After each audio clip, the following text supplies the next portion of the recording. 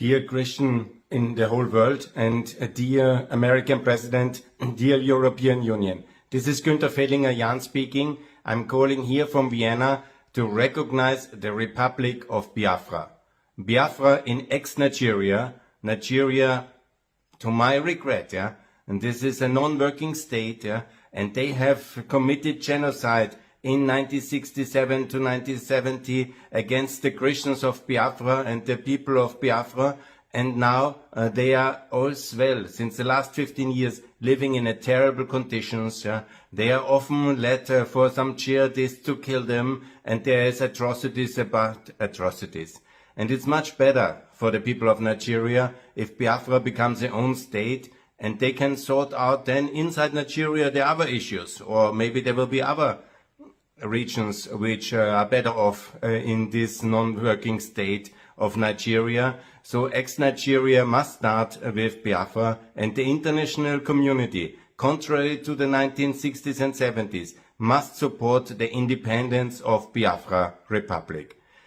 In the 1967-90, that tragic years, the West was at its weakest. There was the Vietnam War, and tragically Nixon, who was positive for the people of Biafra, but he did very little, and I want to apologize for his failures, and I want to especially criticize and also apologize for the imperial UK and French governments who were actually supporting, due to all interests, Nigerian centralists' crackdown on the poor people of Biafra. And we, as Christians, as Europeans, should absolutely stand with Biafra and support them. And that's why I call on President Trump and on the European leaders, Ursula von der Leyen, please, I beg you, I pray, recognize the Republic of Biafra.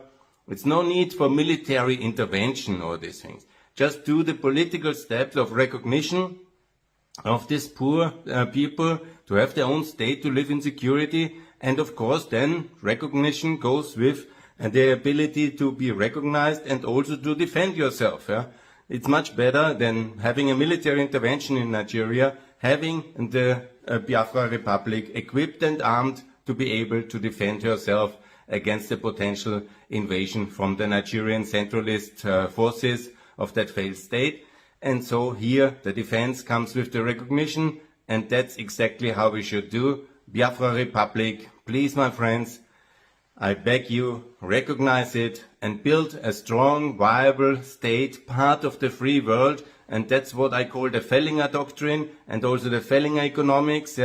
Build a decent state, part of the free world, no BRICS, but OECD, no kind of alignment with genocidal Russia, but alignment with America, with the European Union, with the free world, and we will have a free trade agreement, open economics, of course the flat tax, I like very much, and the currency, which Nigeria never did, to join the Euro-Pact area. This is the best policy for West Africa, and Biafra will be a proud member of the Euro-Pact area, and this will be delivering much more prosperity in the future, and we will trade and we will work together in the global partnership of NATO, and this is my call for Biafra Republic to be independent and to be part of the free world alongside Fehlinger doctrine and Fehlinger economics. And I thank you very much for your attention. Please, President Trump, please, Ursula von der Leyen, be on the side of the light, of the good people of Biafra, of the Christians of Africa, and allow them their own state to live in security and peace and prosperity. Thanks a lot from Vienna. This is Günther Fehlinger Jan speaking. All the best. Bye. What do you think? I mean, you think we're going to go to a war in Nigeria over this? And should we? Good morning to you. Well, David, I very seriously doubt it, because I expect that the Nigerian government will act at least to give the appearance of doing something to stop the mass killing of Christians there. The big problem here, though, is that the Nigerian government for years, and I've been documenting this on a day-by-day basis at Jihad Watch, has been complicit in this killing. They want the Christians to be killed in Nigeria. The Nigerian government is made up of Fulani Muslims, and they are one of the major groups waging the jihad. Now, should we? That is another thing that's problematic, because when you're coming to jihad, it's a war that never ends. As we are seeing in Gaza, you can't sign a deal and think it's all going to go away. It's just going to keep going, and we saw that didn't work out so well for the U.S. in Afghanistan or Iraq. Maybe it would be better this time to pursue other means, such as cutting off, or finding in the first place and cutting off the people who are funding and equipping the jihadis in Nigeria, and helping the Nigerian opposition and so on. You know, Robert, these liberal media outlets, unbelievable. I was reading something, I think it was the BBC, there were some others, saying that President Trump has provided no proof of a genocide, and saying that Muslims and Christians both are getting killed over there. Like, they're totally doing not only the moral equivalency part of it, but they're just literally denying that there's even a genocide to begin with.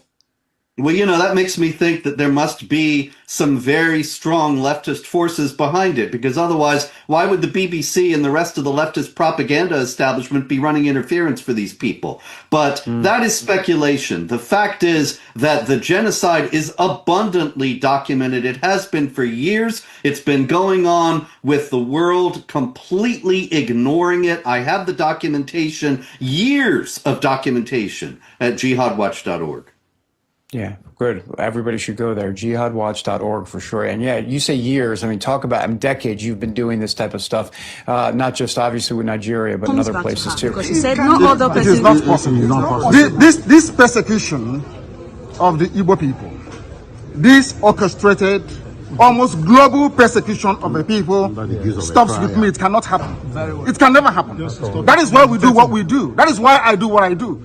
I am campaigning for the freedom of my people because of the persecution that we are facing. It's as simple as that. Nothing more, nothing less. Thank you very much. Comes back to her because she said no other person. It is not possible. This persecution of the Igbo people, this orchestrated, almost global persecution of the people, stops with me. It cannot happen. It can never happen. That is why we do what we do. That is why I do what I do. I am campaigning for the freedom of my people because of the persecution that we are facing. It's as simple as that. Nothing more, nothing less. Thank you very much.